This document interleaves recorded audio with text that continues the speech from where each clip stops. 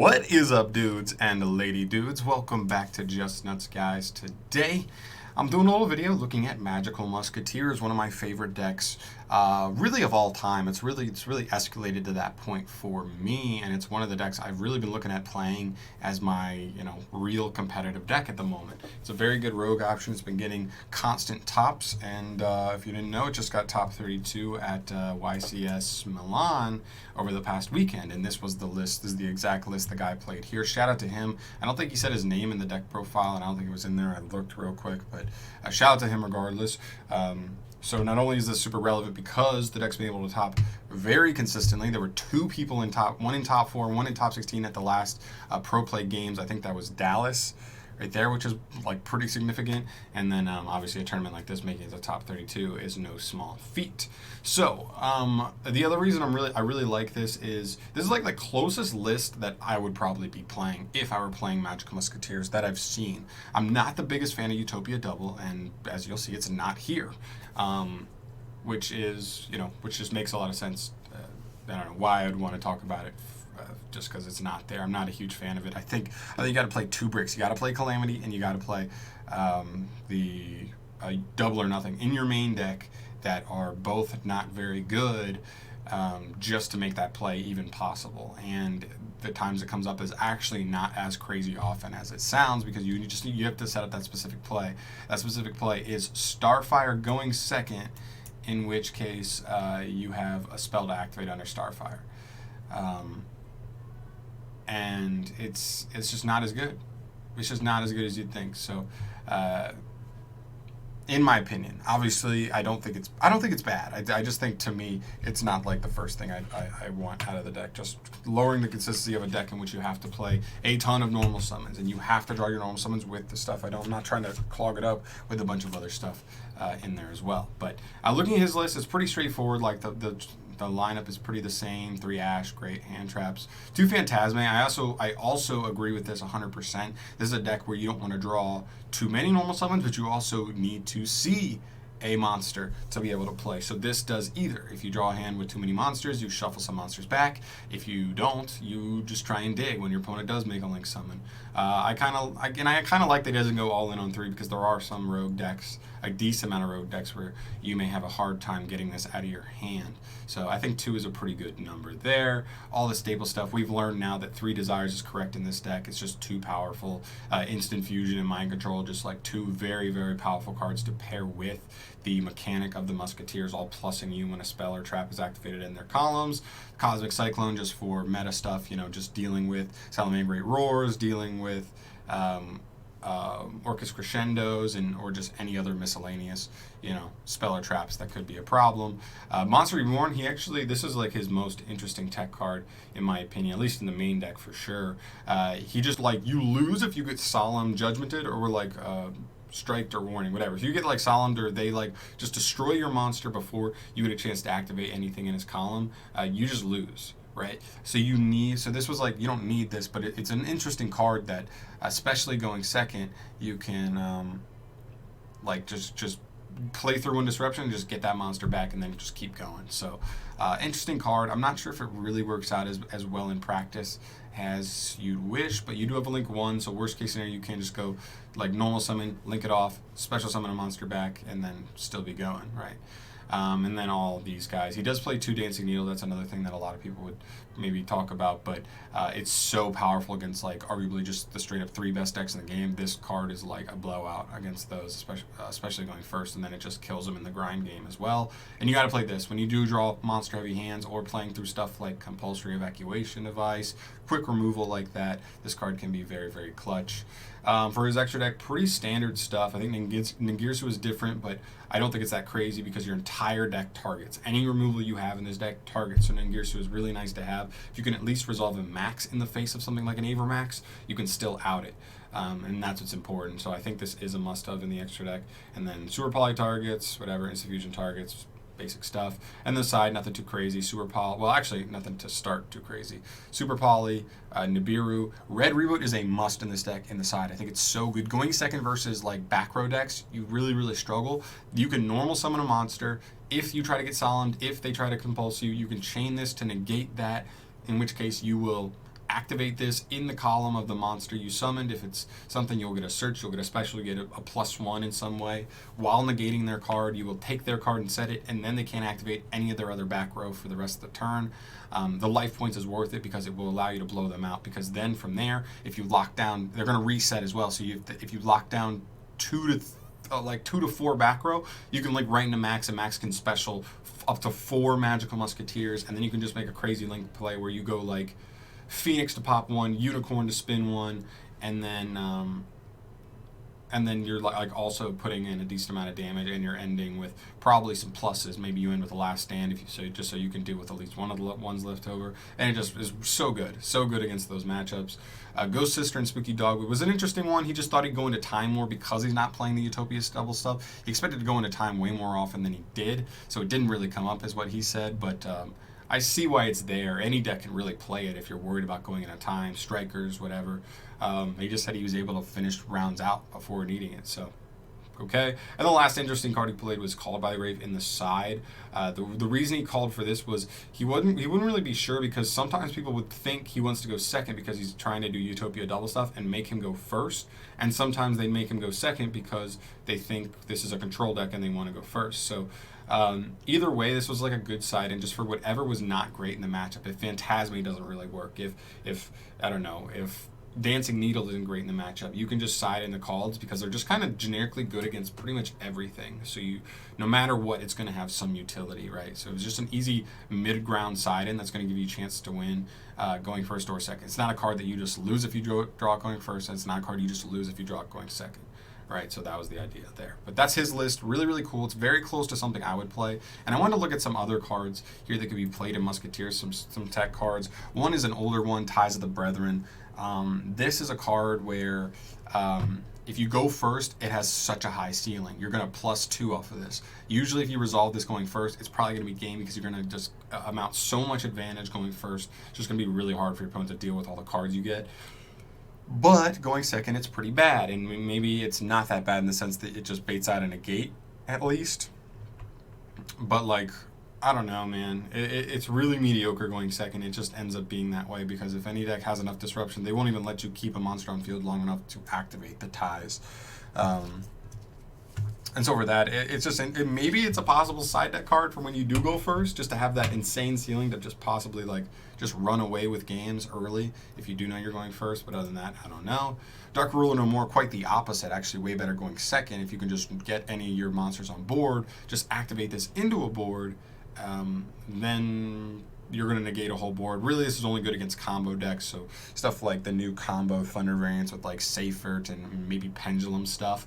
But like this deck isn't built on like breaking a board in one turn, so that's why I don't know if I really agree with this card. But it does have synergy. It does get you a search or a +1 off of one of your monsters while turning off an entire board. So the utility is there, but I'm just not sure the deck really can capitalize on the brief turn of freedom this card will give you. Next up is Gehrke and System Down. I kind of put these together. Gehrke's just there. It's just a great board. I mean, it's a great board card, but every deck in the meta right now is immune to destruction. So this card is not the best against them, but it could be. I mean, wipe a board while also getting a +1, making up for itself. Like, that makes it a little better, but awful going first. Decent going second, especially against rogue matchups, but maybe it's a side deck card you side in going second against more roguish stuff. System Down's a little more impactful right now relative to the meta, just because it's going to really give you a strong chance to win against striker. Well, not as much strikers, but mostly Orcas. Orcas is just like the main thing right now. If you can resolve this, you'll have a good chance to win, and if you can activate it into the column of a Musketeer, that's going to give you an even better chance to win. So they're just so powerful in the matchup, just clearing out all their grind game, everything on the board, as long as they don't have the crescendo to negate, or if you already baited it out, like, you're good to go, right? So good, and then you get the plus.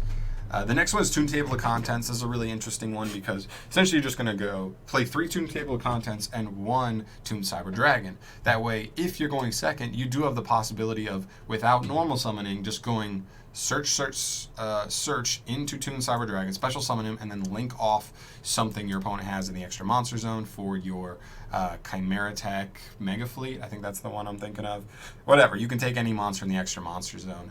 I believe, as long as you can put the Toon Cyber Dragon on the field. The thing is, Toon Cyber Dragon, you have to have no monsters on your field to get it out, so you wouldn't be able to be activating these contents under a Musketeer monster first. You'd have to already have kind of cleared. You would have just had to do this before, so you would be able to get the Cyber Dragon out. It helps clear specific threats off the board, which is nice, and I think it's just good as just. They're not once per turn. You can just activate under like a Starfire, Shield Special, activate the second one under a Caspar. He'll search you, and you still have one in hand for next turn. It's just extra, just like effect triggers. So in that instance, is good, but if you get to the Toon Cyber Dragon and you never get that, and maybe you'll never need it, but if you get that far, you may not ever have the chance to summon him or need to. But I don't know. It's like great in some instances, and then it's like if super mediocre in others.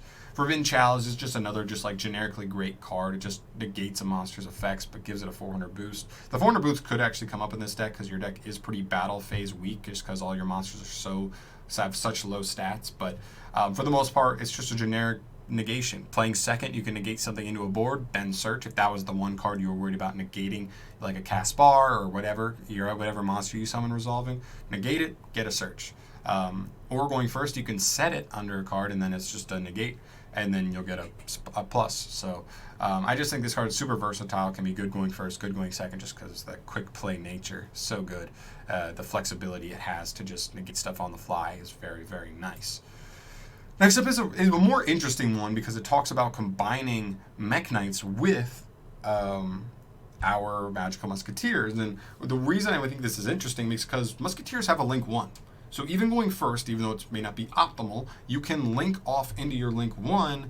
That way you can have a monster in that column and then set a card in that same column. Then you'd be able to get a Mech Knight out of hand. So it can be very, very, very easy to get Mech Knights that are in your hand out.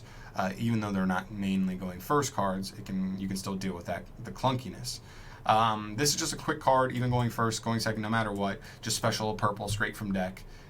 Get a plus, and then purple will banish to search, and then if you can link into max, set a card, you can just get a blue out, and then hopefully search like another card or two, or maybe if you're going second, your opponent's already done that. Maybe this could be a package that you side, and when you're going second, you side in, 2 purple, a blue, and then just like, I don't know, maybe you just side like a purple, a blue, and an indigo, and you just side like 3 of this. It's just a 6-card package going second, just helps you crack through boards battle phase wise, and you just go to town. Who knows? I mean, I'm definitely not saying it's amazing, but it's definitely interesting. It's definitely something that I could see coming out of the woodworks at some point. Next up is Scapegoat. This is a weird one because you're only really going to be doing this on your opponent's turn. You're not going to be doing this on your turn. I guess you could, if it's like the next turn and you're not going to summon, you could just Scapegoat, get your 4 tokens, get a search. You just wouldn't be able to do anything else with the tokens that turn.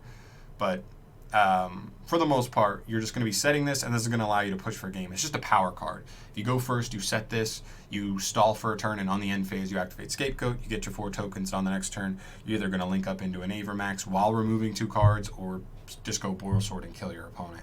Just such a power card. Can just help you win games immediately. And then next up is Lullaby of Obedience. This is a very specific card. It would definitely be specific to a certain meta, or if there were specific decks in the meta that had main deck cards that were that powerful.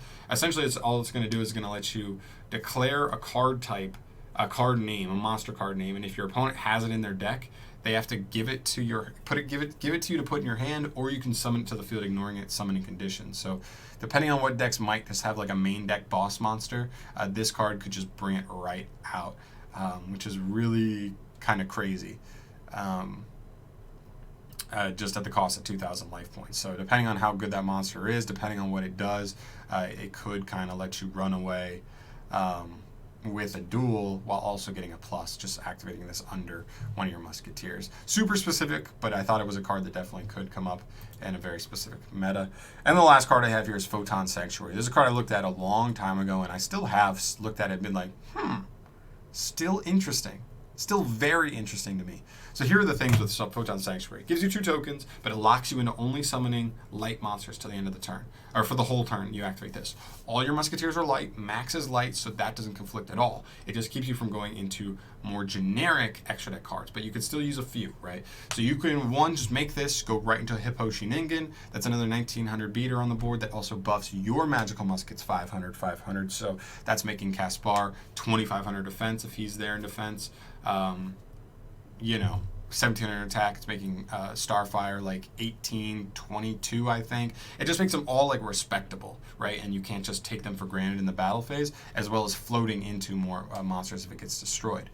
The other thing is going second, where you could make a max, and even if the max gets negated, as long as it's still there and it doesn't negate and destroy, they just maybe impermanence it or just had a soft negate, not destroy it. You can make Security Dragon with the 2 tokens underneath of it, and then you can use Security Dragons because it would be co-linked to spin something. And then maybe there's some generic, I don't even know off the top of my head, if there's a generic like Link 3 monster that has like decent stat, you can link into there from there, and then just, I don't know, beat something down. Like, it has some utility. It's not crazy because we just don't have a ton of generic Link 2s that are really that good. It's mostly just Security Dragon and Hippo Shingen right now, but maybe along the ways, if we do still get more and more just light Link monsters that are pretty good, we can make better and better use of this card. But we'll have to see when we get there, but that's pretty much it. I just came up with 10 of these cards. I went through it. I thought there would be more, and I'd really be siphoning through a lot more cards that I thought had utility, but it's actually not as easy to work with this deck as you'd think. And so because of that, I just ended up with these guys. So guys, let me know your thoughts on Magical Musketeers. I'm really, really interested in this deck. This may just be my pick right now for this format, just for me to play personally. I love it. I love it, guys. Let me know your thoughts down below, and I will see you in the next video, guys. Subscribe, all that stuff. Peace. Peace.